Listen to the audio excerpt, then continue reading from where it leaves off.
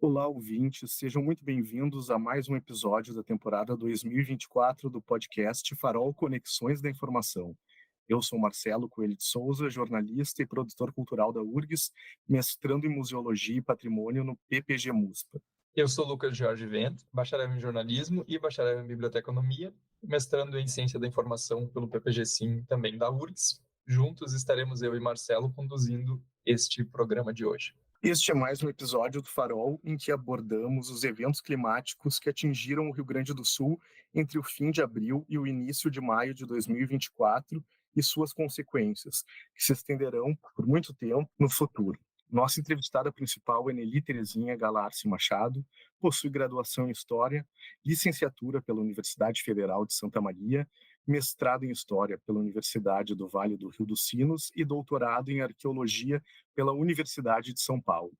Atualmente é professora titular da Universidade do Vale do Taquari, Univates, onde pesquisa e orienta no programa de pós-graduação em Ambiente e Desenvolvimento e do programa de pós-graduação e Ensino. Seus principais temas de pesquisa incluem arqueologia, história, arqueologia da paisagem, história ambiental, patrimônio cultural, educação patrimonial, acervos e documentos, história regional e cultura material.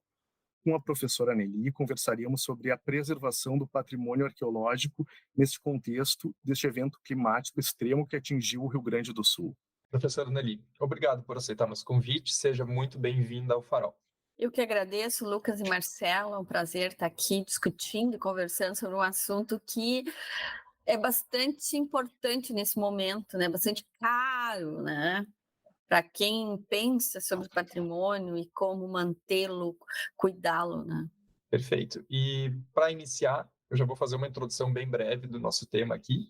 Em 2024, o estado do Rio Grande do Sul enfrentou essa, que é uma das maiores catástrofes climáticas da sua história, também uma das maiores do país, com enchentes entre o fim de abril e início de maio, e depois novamente em mais episódios ao longo do mês. Nesse primeiro episódio, choveu entre 500 e 900 milímetros em várias cidades em maio, e entre 300 e 400 milímetros em outra, chuvas que afetaram cerca de 60% do território estadual e cerca de 90% dos quase 500 municípios do estado. A gente fala de um evento que atingiu diretamente aí 2,2 milhões de pessoas e indiretamente muito mais. Um levantamento preliminar do Ministério da Cultura, agora fazendo um recorte específico para o tema dos bens patrimoniais, ao qual a CNN teve acesso, revelou que em torno de 700 bens culturais no nosso estado foram afetados pelas cheias. Além de museus, bibliotecas, arquivos, casas de cultura e monumentos, existem também sítios arqueológicos e paleontológicos e lugares que sequer eram conhecidos. Professora, eu começo então com a primeira pergunta, convidando a descrever um pouco da tua trajetória de pesquisa e como ela pode se relacionar com os temas que nós discutiremos, né, sobre a preservação do patrimônio arqueológico nesse contexto desse evento climático extremo que atingiu o nosso estado. Nós estamos no Rio Grande do Sul, a gente está num grupo aí, várias entidades e pesquisadores, arqueólogos, e junto ao Instituto Patrimônio Histórico e Artístico Nacional, né, no caso do Rio Grande do Sul, a 12ª Superintendência, nós estamos discutindo sobre o que fazer, como fazer e de que forma fazer, né, em um curto espaço de tempo, o salvamento desses sítios arqueológicos. Então, o grupo está bem atuante e são mais de 100 pesquisadores discutindo e pensando sobre essa questão. Porque quando a gente fala em patrimônio, né, Marcelo, a gente está falando de várias formas, né, inclusive de formas de patrimônio imaterial que sofreram também com essa questão aí das cheias, né, das enchentes. Bom, a minha trajetória, Marcelo, ela é eu estou com 51 anos, né? Então, a minha trajetória, eu comecei muito cedo na graduação, né? Eu venho de uma... historiador tem que contar toda a história. Eu venho de uma cidade que faz parte eu nasci nas Missões, né? Eu sou de São Luís Gonzaga, então aí já dá para ver o meu perfil de profissão, né? Então eu nasci no meio da história, né? E nasci numa família altamente diversa em termos étnicos, né? Então tem desde indígenas, negros, espanhóis, alemães, italianos, né? E então eu venho dessa mescla aí, né? E fora de que eu vivi rodeada de ruínas, né? São Luís Gonzaga, apesar de ser um dos sítios arqueológicos dos Sete Povos menos preservado menos cuidado em termos de patrimônio, ainda eu passei a minha infância brincando nos muros das antigas casas dos índios ali no centro de São Luís Gonzaga. E também São Miguel das Missões era tipo, eu brinco, né? O fundo, é o quintal de casa, né? Não é tão assim, é bem longinho. São Nicolau, enfim, todo aquele contexto ali, né? São Borja. Então, isso fez parte do meu imaginário infantil e adolescente, e depois eu fui fazer história. E, no fim, não trabalhei com missões na faculdade. Fui trabalhar com materiais líticos, pedra lascada, lá de Alegrete, né? Que hoje é uma coleção muito importante que está no nosso querido e amado museu, que é o Marsul, que está a milhão, que é o único museu arqueológico que nós temos no Rio Grande do Sul, que está lá com uma equipe super jovem de arqueólogos, uma equipe muito bonita, de pessoas muito carinhosas, simpáticas, e que estão dando de tudo para o Marsul. Então, a maior parte das coleções arqueológicas do Rio Grande do Sul estão lá no Marsul. Então, assim, toda essa minha trajetória, né, durante o material lítico, eu pensei assim, vou virar professora, vou virar uma pesquisadora de pedra lascada, né? Mas aí depois fui fazer mestrado, e aí cheguei na Unicinos para trabalhar com um jesuíta e um arqueólogo jesuítico lá no Instituto Anchietano de Pesquisa, que é um dos maiores institutos de arqueologia, era, né, um dos maiores institutos de arqueologia do Rio Grande do Sul, e eu cheguei lá com 21 anos, né, bem novinha. Terminei a faculdade e me fui para São Leopoldo e chego lá e o professor, o Padre Inácio, falou assim, olha, Nili, tem uma coleção lá da tua terra, de São Luís Gonzaga. Eu disse, bom, vou trabalhar. Só que é uma coleção ainda que são poucas pessoas que estudam, porque é a coleção do primeiro período jesuítico foi quando os jesuítas, o primeiro contato que os jesuítas tiveram com as populações indígenas, antes dos Sete Povos famosos, Sete Povos missioneiros, né? 1626. E eu, opa, vamos lá. Aí ele me mostrou, e era muita cerâmica, muita telha, muita pedra lascada.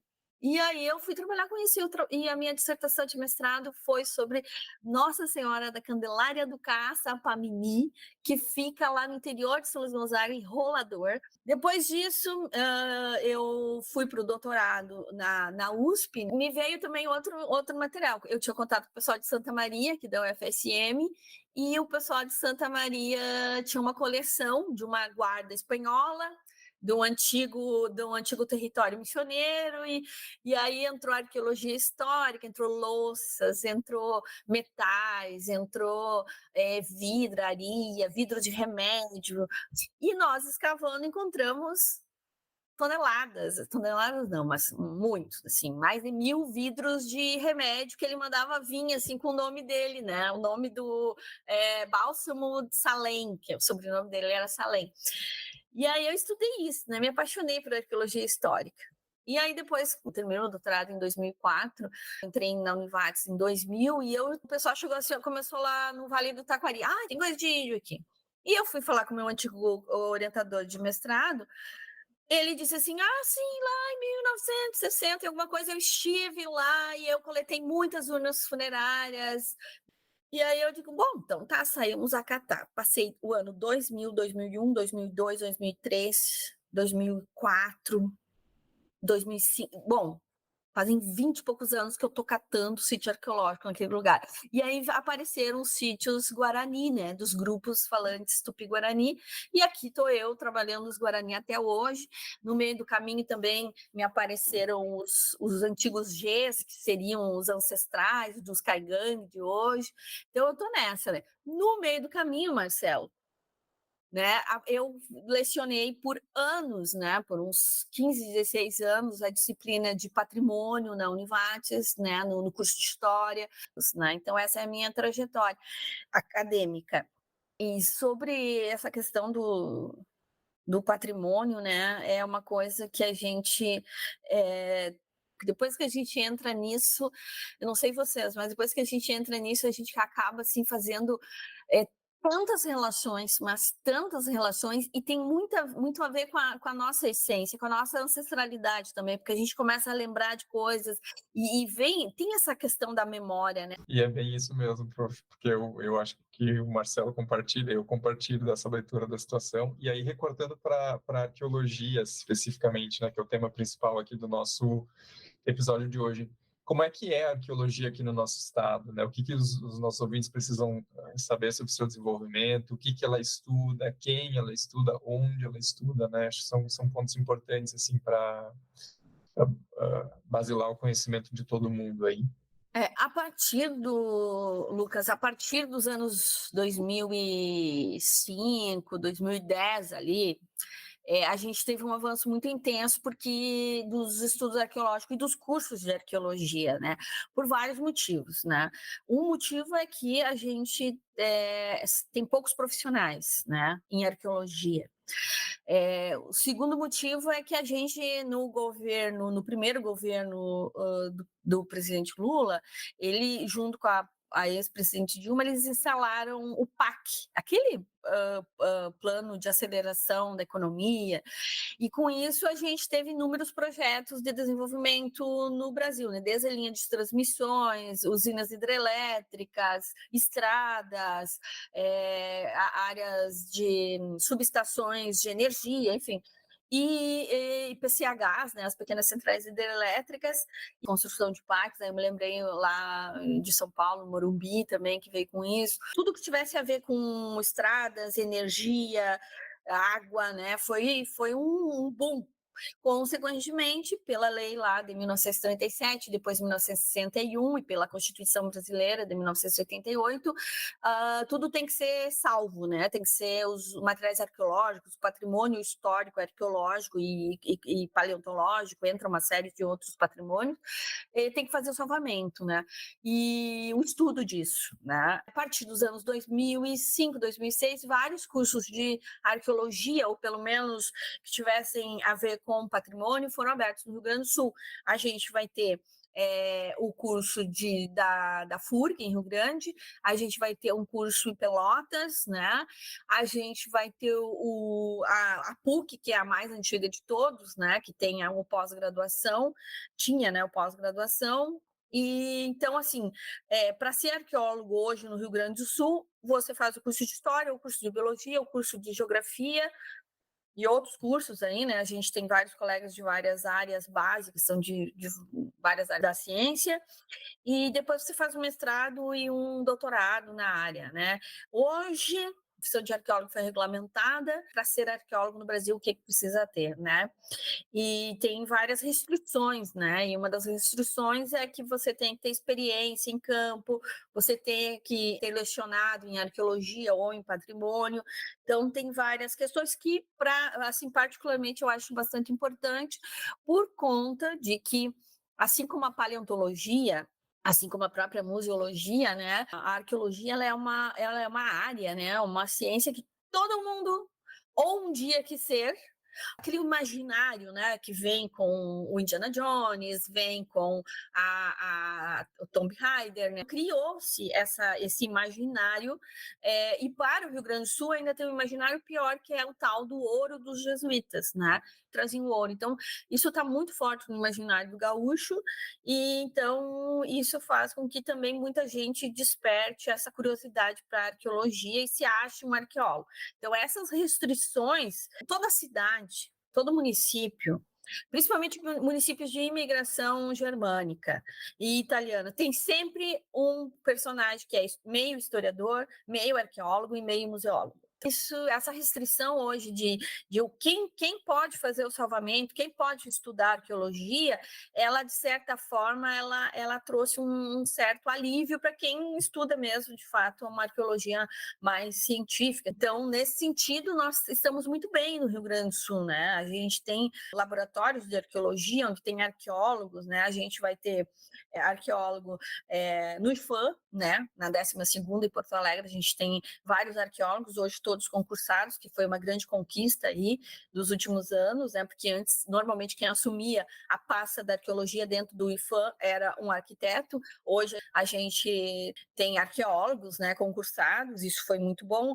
A gente vai ter arqueologia na URGS, a gente tem arqueologia na PUC, a gente tem arqueologia na Unicinos, a gente tem arqueologia na UBRA, a gente tem arqueologia na FACAT, a gente tem arqueologia na Univates, na UFSM, em alguns institutos federais também, hoje já tem laboratórios se instalando, né, ou já instalados, né?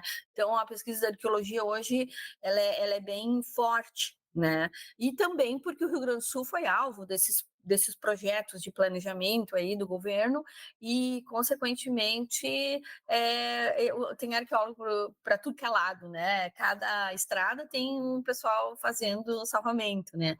Então, nesse sentido aí que hoje o Rio Grande do Sul ele é um estado muito bom para quem quer ser arqueólogo, para quem quer entrar nesse mundo da arqueologia aí, né? Que não aquela arqueologia de cinema, arqueologia midiática, né? Isso não existe, é só de filme mesmo, né? E eu sou a maior decepção quando eu chego, às vezes, no meu projeto, aquele da extensão, que eu tenho mais de 22 anos do Arqueólogo por um Dia.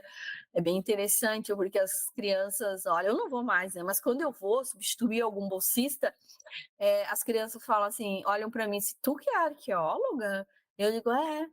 E daí eles ficam assim, imaginando que seja alguém assim, tipo de cinema, se imagina, mas tem os jogos, né? Os jogos de videogame, né? Que tem os arqueólogos e as arqueólogas, e normalmente são arqueólogas que do mundo real não existem mesmo, né? Essas profissões são profissões que elas estão bem representadas na mídia, mas não significa que elas necessariamente estejam corretamente representadas na mídia, né? Eu agora fiquei pensando, a partir daquilo que tu estavas comentando em relação à atuação da arqueologia, né? Como que as enchentes, de fato, influenciam a descoberta de novos sítios arqueológicos, ou mesmo de artefatos, né? Ou talvez você possa explicar a diferença entre uma coisa e outra para a gente, que antes desses eventos estavam ocultos, né? Isso é comum acontecer? Do que exatamente a gente está falando? Muito comum, Lucas, muito comum, né? O que aconteceu, por exemplo, quando a enchente acontece no Rio das Antas, ali, vem a água vai descendo e tomando conta, de uma forma geral, assim, nós ficamos super atentos agora, em início de maio. Só que quando foi chegar lá em Pelotas, os arqueólogos de Pelotas lá, que são todos meus conhecidos, amigos, assim, são poucos, né? Então a gente se conhece muito bem. Eles já estavam com todo o material, já estavam no campus lá da UFPEL, lá na FURG, eles subiram os andares com os materiais arqueológicos dos laboratórios, né? As coleções, acervos, assim como os museus também, eles conseguiram salvar. Então, todo esse material ficou salvo por conta de que a água lá levou mais de 10 dias para chegar e chegou menos intensa como foi aqui. O que aconteceu? Tem dois tipos, né? Isso é geomorfologia. As águas que desceram, como a de setembro do ano passado e a de agora, né? As águas são muito intensas, então elas descem com força e elas limpam, elas carregam, né? Elas carregam todo o sedimento, que a gente chama aí sedimento, o solo, eles levam e destapam o sítio arqueológico. Então, aqui na região do Vale do Taquari e Vale dos Sinos, isso aconteceu. Né? Então, muitos sítios arqueológicos ficaram descobertos, né? Enquanto que lá na região da Lagoa tem muitos sítios arqueológicos que foram cobertos. Então, a gente está estudando isso nesse grupo que o IFAM organizou, por causa das emergências climáticas, aí, das enchentes. O grupo se manteve atento a isso, porque está acontecendo, né? Principalmente em áreas de inundação, né? Na região mais da Lagoa, lá do sul, aconteceu isso, né? E nós não, nós fomos limpos. É normal acontecer. Teve uma enchente em 2006, 2010, que nós também passamos por isso e a gente acompanhou, né, todo esse processo e vários sítios arqueológicos apareceram após a enchente, né? E o que que aparece? Aparecem materiais arqueológicos, e isso que é uma coisa que a gente tem que começar a falar muito na mídia, a gente tem que discutir isso, todo mundo que trabalha com patrimônio deveria se responsabilizar um pouco por isso, né? Para falar sobre esse tema muito, para que chegue nas pessoas, que as pessoas lá da comunidade consigam entender. Encontrando material arqueológico ou uma casa antiga, né, que pode se configurar como um local de interesse histórico e arqueológico, um patrimônio, ninguém mexe nisso sem chamar os especialistas, né? Por lei, né? Acontece. Então, nós temos várias leis, né? A gente tem a lei de 1931, a gente tem a lei de 1961, de 1937, a de 1961, e a Constituição brasileira, ela é muito clara que você destruindo, modificando, alterando um patrimônio, uma área arqueológica, pegando materiais arqueológicos, isso é crime. E é um crime de uma esfera bastante alta, né? Pode estar cadeia, é inafiançável, né? Então, assim, é bem complicado isso. Então, o que eu estou tentando conversar com a comunidade, né? Que se encontrem material arqueológico, eles estão abertos, né? Eles estão assim, tem ali em Roca Salles, a gente, no ano passado, a gente já conseguiu mais de 9 áreas, né? Num lugar só, em 3 propriedades, assim, a gente encontrou grandes manchas pretas para arqueologia, quer dizer que são antigas casas, residências indígenas, né? Nós, a equipe da Univars, nós temos o rol de maior número de datas de carbono 14 para o Rio Grande do Sul de ocupação Guarani.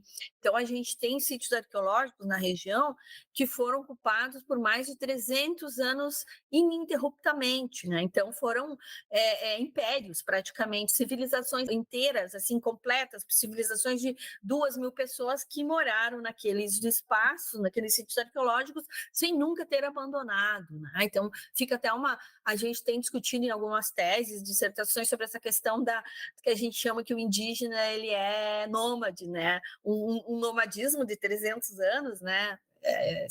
São coisas que a gente tem discutido. Então, é que eu tenho conversado com a população, eu digo assim, ó, pessoal, não adianta vocês pegarem a urna funerária, porque a gente teve vários casos de pessoas da comunidade, de curiosos, que eles tiram as urnas funerárias, panelas, os ossos humanos, os sepultamentos, eles tiram para fora e quebram. Eles quebram o crânio, eles arrancam os dentes para ver se não tem alguma coisa que valha dinheiro, né? Tem algum valor monetário. Não tem. Não tem, né? Então é proibido venda de material arqueológico, é proibido qualquer venda de material arqueológico no Brasil e no mundo, né? A própria Unesco, ela é muito clara nisso, né? Ninguém pode destruir sítio arqueológico, nem na guerra, né? E quando uma nação destrói um sítio arqueológico ou um patrimônio histórico na guerra, depois ele tem que arcar com as consequências, além de todas as consequências da guerra, obviamente, né? E então, nesse sentido aí, é um apelo que a gente tem feito para a comunidade. Encontrou o material arqueológico, mantém onde está, não mexe nele. Chama um especialista, chama os arqueólogos, liga para o governo, liga para as prefeituras, liga para o IFAM, liga para a professora Nelly, eu tenho disponibilizado o meu celular, né? E aí o que a gente faz? A gente tem que pedir autorização para o IFAM, a gente não pode ir lá salvar, a gente tem que comunicar ao IFAM, como eu fiz agora, início de maio, ali logo depois da enchente, que apareceram muitas urnas funerárias, e o pessoal começou a destruir para ver o que tinha dentro, o pessoal começou a roubar, o pessoal começou a pegar, a gente pediu para o IFAM autorização, eles expediram em menos de 24 horas, né, leva 90 dias pela lei, né, mas naquele dia eles expediram uma portaria para que eu pudesse ir para campo, conversar com a comunidade, coletar o que estava na superfície, né? Então vocês imaginem a seriedade que é isso. E esse material arqueológico, é o que eu sempre digo, enquanto ele está enterrado, ele está salvo, né? E isso não tirando toda aquela coisa da curiosidade que a gente tem como pesquisador também, né? Mas assim, ele estando soterrado, ou só uma beiradinha para fora, ele está protegido, porque o maior destruidor de sítios arqueológicos hoje na humanidade somos nós, é a humanidade, né? Então, assim, a gente mantém. Então, alguns dizem assim: ah, mas prof, tu não vai tirar tudo. Não, eu não vou tirar tudo agora. Deixa que logo a gente. Mas se vier outra enchente? Se vier outra enchente, a gente aguarda. Normalmente, eles destapam o material. E aí, depois, ele soterra de novo com o sedimento. Isso revela também nos nossos estudos, né, Lucas, que quando a gente consegue ter esse todo, né, usando técnicas, metodologias, equipamentos, hoje a tecnologia para uma escavação arqueológica ela está muito boa, né? A gente às vezes nem precisa escavar num total, a gente pode usar um GPR, né? É possível a gente usar várias técnicas modernas aí para a gente salvar esses materiais. Me perguntou artefato e material arqueológico, né? Tudo que está no contexto do sítio arqueológico é arqueológico, né? Então, assim, a gente coleta tudo, só que é uma coleta sistemática, uma coleta controlada. Então, a gente não sai coletando o que está ali. Então, a gente coleta tudo controlado, porque depois no laboratório a gente pode remontar. Outra coisa, a gente coleta sedimento, a gente coleta o carvão, a gente não limpa o material, a gente olha, por exemplo, o fundo de panela. Às vezes, coisa que a gente está estudando, no fundo da panela, da cerâmica, às vezes até de panela de enterramento, a gente tira ali o sedimento e a gente consegue encontrar até os restos, que consegue saber até o que eles estavam cozinhando, né? É muita informação que quando de uma forma muito desavisada, de uma forma muito tosca, né, que o pessoal vai juntando, vai coletando, eles gostam muito de machadinha, são população fissurada por machadinha, é fissurada por ponto de flecha, e eles gostam muito de ossos humanos, né? De qualquer forma, é como os ossos de qualquer outro, né, dos antepassados de vocês que tiveram um cemitério destruído pelas águas, né? Então, o que a gente não vai conseguir manter, né, todas as informações, porque o rio também ele vai levando, ele leva sedimento, né? Então a gente não consegue ver tão bem na integridade, mas conforme a gente teve semana passada num sítio arqueológico na região, o agricultor não viu, ele só viu o que está em cima, só que quando a gente foi caminhando e olhando, a gente viu que tinha manchas pretas, né? As famosas manchas pretas, semelhantes às que a gente tem na Amazônia também, e hoje as manchas pretas na Amazônia estão revelando coisas bem importantes, né, para o nosso passado bem mais antigo do Brasil, né? E essas manchas, elas demonstram que houve muita atividade durante muito tempo, e a mancha que a gente encontrou, ela estava numa barranca de rio, né? Que o rio levou uma parte, a mais de 1,25 m, né? Centímetros. Então, assim, muito profundo. Que inclusive o agricultor olhou e disse assim: ué, mas então eles moravam aqui nessa profundidade, a gente sim. E opa, daí ele diz, opa, então quer dizer que teve muita enchente nesses anos todos, porque acumulou 1 metro e pouco de sedimento em cima do rio. E daí a gente, sim, as cheias, o rio, né, ele tem, hoje os ambientalistas e os técnicos, ecólogos, todo mundo dizendo, o rio, ele está seguindo as suas datas, né, o seu movimento, né, enfim. Então, para nós arqueólogos, a gente vê isso como um fenômeno natural, né? Como se fosse uma catástrofe ambiental. Ambiental não, né? Foi uma catástrofe humana, sim, porque morreram pessoas, perdemos coisas materiais, né? Professora, deixa eu perguntar agora como um leigo, desculpa, mas o que seriam essas manchas pretas exatamente? As manchas pretas, Marcelo, elas são evidentes no solo. Elas são assim, o nosso solo ele tem um tom argiloso, né, ou arenoso, mas a tonalidade ela fica dentro de uma escala do marrom. né? E mancha preta, normalmente, são manchas alongadas ou manchas bem circulares, né? Que mostra quando a gente acampa, a gente deixa um pisoteio e a gente deixa muita matéria orgânica ali, né? Então a gente deixa ossos, a gente deixa restos de alimentação, além, obviamente, né, de lixo, né? Lixo plástico, no caso, né? Moderno. No passado, né? Não. Eles viviam ali muito tempo, faziam fogo, faziam várias fogueiras. A história de uma fogueira só é coisa nossa. Eles tinham várias fogueiras, né? Tinha a fogueira, o fogo de cocção para cozinhar, o fogo para cozinhar os líquidos, as águas, as bebidas, tinha o fogo de proteção, tinha o fogo para o beiju, né? Aquelas panelas mais achatadas para fazer as panquecas.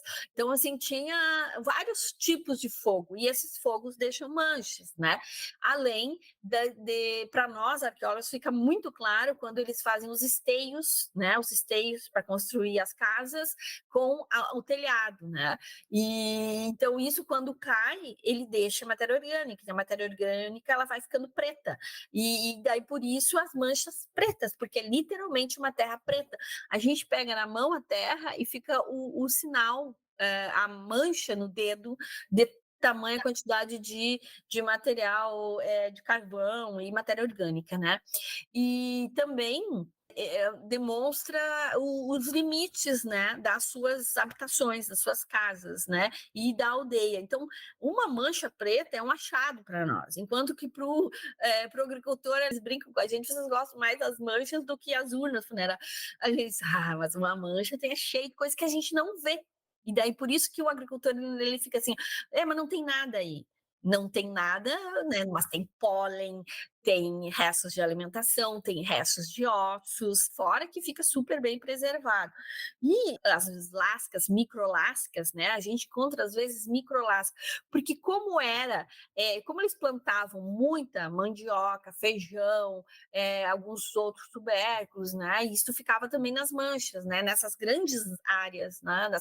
Tem que imaginar que eram enormes, aldeias enormes, né? Assim, imagina, a gente está deduzindo que a região do Vale do Taquari tenha tido as maiores aldeias desse grande Império Guarani, né? E a gente está falando de império, a gente está falando de civilização, a gente está falando, assim, de muita gente, muito poder, inclusive o poder tecnológico, né? E poder de controle ambiental também, né? Porque a gente consegue ver, assim, que eles tinham grandes roças, grandes hortas, então eles alimentavam muita gente, né? Isso é poder político. E eles tinham um poder tecnológico porque domesticavam vários tipos de milho, né? Mandioca. E eu estava falando das microlascas, né? A gente tem o ralador hoje a gente tem um ralador de metal, né? Mas o ralador antigo, eles faziam uma madeira e colocavam um monte de dentinhos de quartzo, de pequenas lasquinhas assim, de quartzo, de calcedônia, daquelas ágatas que a gente chama no popular ágata. E aí eles ficavam e faziam um ralador da mandioca ali. E então isso é tecnologia, né? Isso é superar todas as capacidades de plantações, né? De grãos, né? De várias de alimentação, né? Então, a gente consegue ver isso tudo nessas manchas pretas, enquanto que, na olho de um curioso, de alguém que não tem muito conhecimento, ele vai olhar a urna funerária. A urna funerária, ela é importante, obviamente, ela é um artefato museológico, né? Ela é um artefato inteiro ou pela metade, mas ela é um artefato, ela é um sepultamento, né? E hoje a gente está respeitando muito essa questão do sepultamento por causa das questões indígenas, né? Então a gente não divulga o sepultamento, a gente não bota sepultamento à exposição no museu, né? Hoje, a pedido do movimento indígena brasileiro, isso não vai mais para a exposição, né? Porque é um ancestral deles, né? Um parente deles enterrado. Então a gente tem todo esse cuidado aí. Então a gente não divulga isso, a gente não tira foto disso, né? Para botar na mídia. Mas as urnas funerárias são panelas, são grandes vasilhames que já inclusive foram usados, né? No cozimento. Então para nós tem muitas informações ali. Professor, até aproveitando, acho que A senhora já falou, né, um pouco sobre isso, mas assim, os pesquisadores, eles tomam conhecimento, como é que eles tomam da existência desses novos locais? A população, como é que chega, assim, a população encontra, avisa, né, informa os órgãos públicos, ou então já tem alguns locais que os especialistas sabem, né, já tem um maior conhecimento, e também, assim, existe algum projeto de treinamento para que esses leigos consigam identificar, Boa né, que pergunta, Marcelo, boa pergunta. Olha, Marcelo, o único treinamento para esse tipo de para a comunidade preserve, cuide desse material, eu gosto muito da palavra cuidar, né? Os projetos de extensão com as escolas, né? Porque trabalhar com essa gurizada nova é muito tranquila, porque a gente sabe que no futuro eles, quando encontrarem, e já deu tanto resultado esses projetos, que muitas vezes, aliás, um dos primeiros agricultores lá, donos da terra lá, que a gente foi em Roca Salles, né, que foi um dos municípios mais atingidos da região, o proprietário não fez nada, porque o filho dele, ou o neto, agora não me lembro, tinha feito o arqueólogo por um dia, participado do arqueólogo por um dia na sua escola, lá em Roca Salles, e o menininho falou, olha, isso é coisa da arqueologia, tem que chamar os arqueólogos. E aí eles, como eles não tinham conhecimento, eles chamaram os bombeiros, daí os bombeiros tinham conhecimento, nos chamaram, e eles não fizeram nada. Os curiosos aí que tinham passado ali, que viram, aí foi que fez os estragos. Inclusive, eles ficaram meio chateados, né? Mas, assim, é interessante que a formação está ali, né? Na gurizada da escola. Mas não tem, assim, para adulto não tem. Muitas vezes, quando a gente vai para campo, tem uma equipe que fica fazendo a escavação e a outra equipe, a pedido, isso está na lei também, né? Nas novas normativas e resoluções do IFAM, depois de 2016, que a gente tem que fazer o salvamento, né, a escavação, e a gente faz também a educação patrimonial. E a educação patrimonial, ela entra nesse sentido, a gente vai pela comunidade e vai conversando com a comunidade e a gente vai dizendo, olha, isso é importante que vocês têm aqui, tem que preservar, tem que cuidar, não pode vender, não pode pegar, não pode ficar em casa. Tem peças, inclusive, que o machadinho, que eles têm uma loucura por machadinho, né? A gente tira foto, a gente olha, a gente mede, faz todas as especificações e deixa com eles, né? Registra, porque às vezes tem um apego tão grande com aquele machadinho ali que a gente diz, olha, você é capaz de tirar a pessoa fica chateada, né? Então, a gente não faz esse tipo de coisa. Mas a gente, normalmente, quando a gente encontra um sítio arqueológico, no caso desta região, e no caso mais ao sul também, né, com o pessoal lá da FURG e de Pelotas, né, da UFPEL, o arqueólogo já palmilha toda essa região, né, o pessoal lá de Pelotas e de Rio Grande, eles têm sambaqui, eles têm cerritos, né, eles têm sítios arqueológicos importantes daquela região e que sofreram, né, a gente ainda não tem o levantamento de tudo isso, né, e como ficou, porque as pessoas ainda estão, né, verificando, mas vai sair resultados, vai sair dados aí mostrando. E então a gente já tem tudo mapeado, as áreas. A região do Vale do Taquari, praticamente toda ela já mapeei, né? Então tá tudo mapeado. O que a gente olha em termos de arqueologia da paisagem, ou arqueologia espacial, como a gente chama, mas a arqueologia da paisagem, a gente tem áreas, tipo assim, áreas de meia encosta, que tipo de sítio arqueológico a gente encontra, áreas de planície. Então, a gente tem os pontos focais, além de, durante esses 20 e poucos anos, a gente já tem mais de 100 e poucos sítios arqueológicos cadastrados, né? 89 sítios só Guarani, né? Então, são muitos sítios arqueológicos que a gente tem já registrado, e eles se concentram nas planícies, então, mais ou menos, a gente sabe.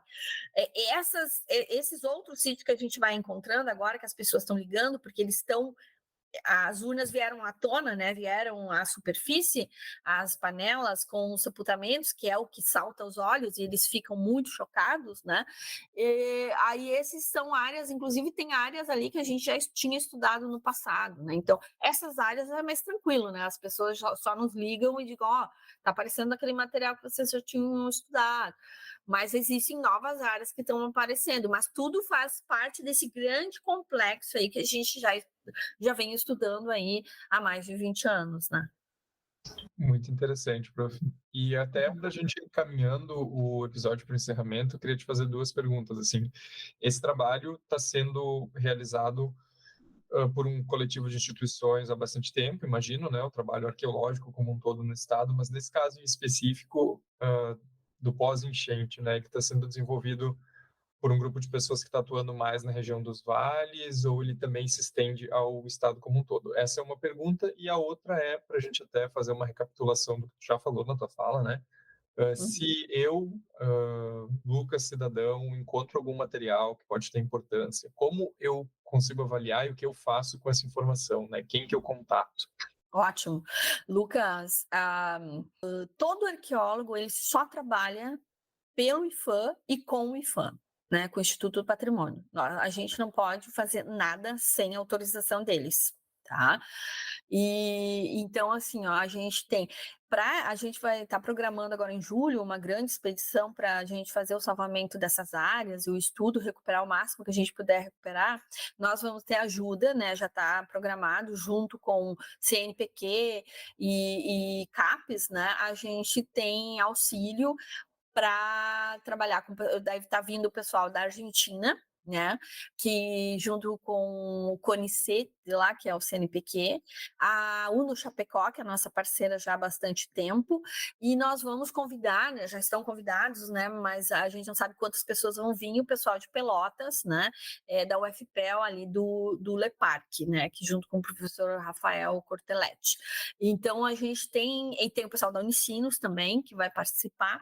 Então, tem várias universidades aí envolvidas nesse processo para a gente fazer esse sítio, essa escavação que vai durar em torno de 15 dias ou mais. E depois vai ter continuidade, né? Todo esse material, ele, depois de escavado, ele vai para o laboratório e fica no Museu de Ciências, no meu caso, no Museu de Ciências da Univates, né? No caso do pessoal de Pelotas e Rio Grande, que também foram atingidos pelas cheias, né? Eles vão, todo esse sítio arqueológico, eles vão ser revisitados, como se chama, eles vão ser olhados, fotografados, mapeados novamente, né? Para ver se não teve muito soterramento ou destruição. E a gente, até a gente tem um prazo, mais ou menos, ainda não foi muito bem estipulado esse prazo, mas vai ter inclusive um edital, né, pelo IPHAN, para recursos, para que a gente consiga estudar o máximo possível e também estudar como proceder no caso de novas situações como essa, né? Porque a gente tem as emergências climáticas, né? Horas cheias e daqui a pouco a gente vai ter secas, né?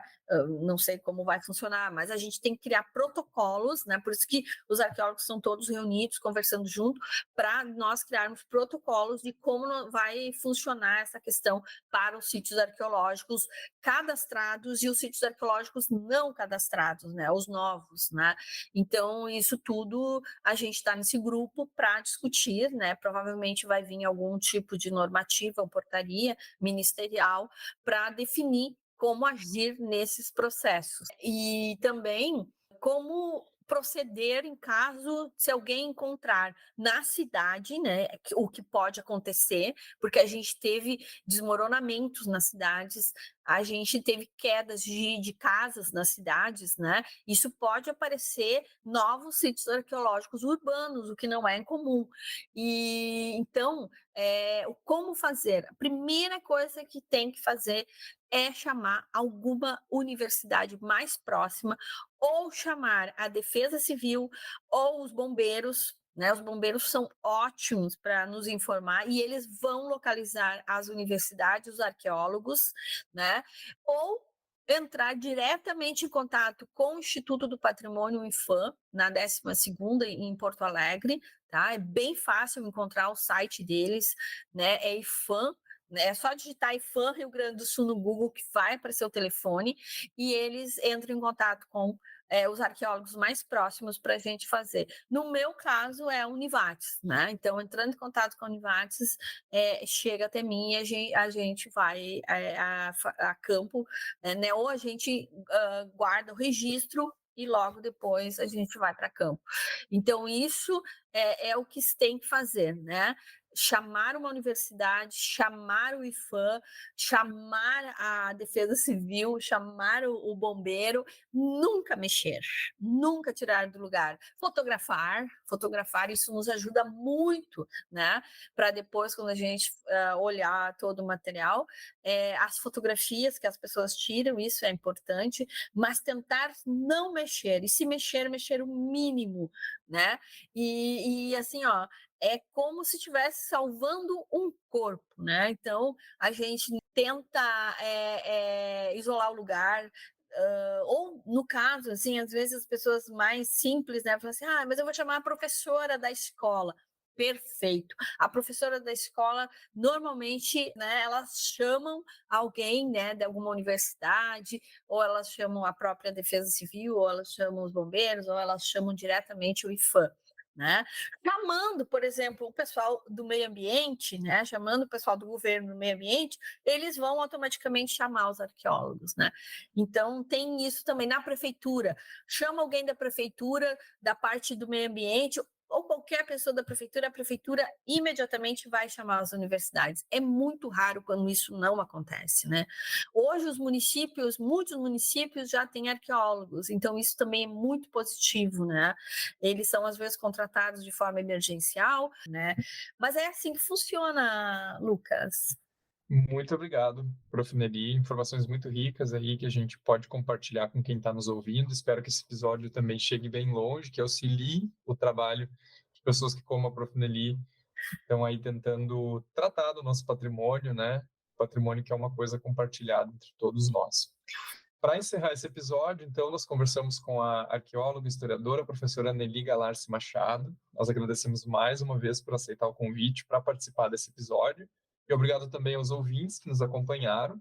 Estejam certos que a gente vai voltar com outros episódios sobre a enchente de 2024 e potenciais impactos, desdobramentos que ela teve. Farol Conexões da Informação é uma iniciativa de discentes e docentes dos cursos de Biblioteconomia, Museologia e do Programa de Pós-Graduação em Museologia e Patrimônio da Universidade Federal do Rio Grande do Sul.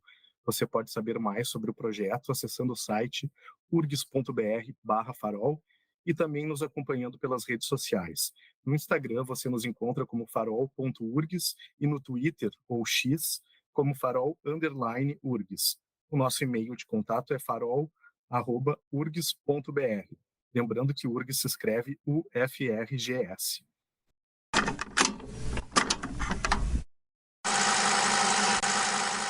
Quarta temporada do Farol Conexões da Informação, um podcast produzido na URGS por Fabiano Couto e Carol Giomini na coordenação, e a equipe de apresentadores, roteiristas, edição e comunicação de 2024 é composta por Azul Lábrea, Josi Lima, Juniper Garay, Larissa Alves, Letícia Heinzelmann, Lisandra Caon, Lucas Vente, Lucas Petri, Magda Soares, Mariana Perrenot, Marcela Guiar e Patrícia Machado. E claro, obrigado a você, nosso ouvinte fiel. Até o próximo episódio.